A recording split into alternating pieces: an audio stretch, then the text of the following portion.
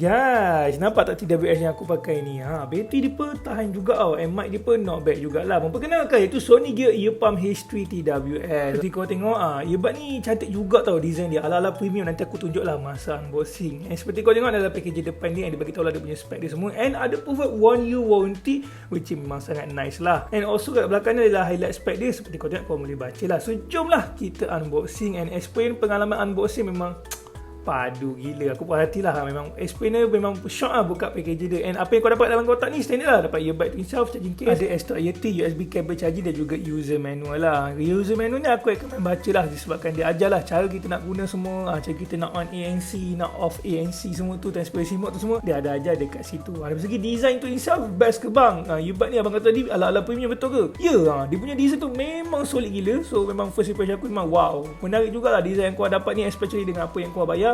Dia punya charging cable memang sangat solid. And dia punya port tu menggunakan USB by the way, bagi siapa yang nak tahu. So nice lah charging guna USB port lah. And seperti kau tengok, dia juga ada logo glow light, logo Sony Gear lah bila kita turn on for the first time lah. And bila kita tengah charging semua, adalah indikator logo tu tersebut menyala, which is memang nampak premium lah daripada segi overall design dan juga dia punya charging case tu semua lah. Memang aku puas hati lah. So jom kita connect.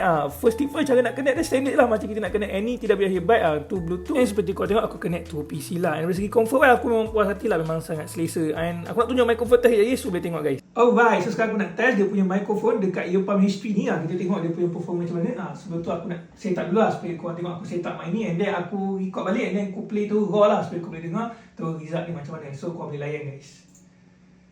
So ini merupakan microphone test menggunakan Sony Gear Earpump H3. So kau dengar suara aku jelas tak? Kalau aku diam, adakah kau dengar bunyi environment aku?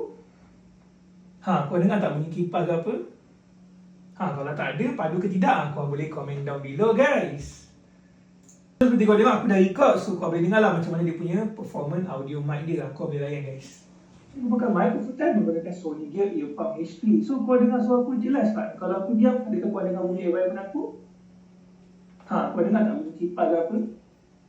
Kalau tak ada, padu ke tidak? Kau boleh komen down below guys. Macam abang tu cakap, komen down below guys. And dari segi audio performance, untuk buat dengar lagu semua okey ke bang kan? Aku boleh kata okey lah. Not the best but not the worst lah. Tapi aku rasa dengan apa yang kau bayar, okey lah. It's a decent punya tuning audio lah. And TWS juga ada support touch control untuk kita play pause dan juga even untuk turn on ANC dan juga transparency mode. Benda yang standard lah yang ada pada nada TWS yang aku pernah review sebelum ni. Dari segi ANC performance dia macam mana bang? Okey tak? Okey, aku nampak ada perbezaan bila aku on.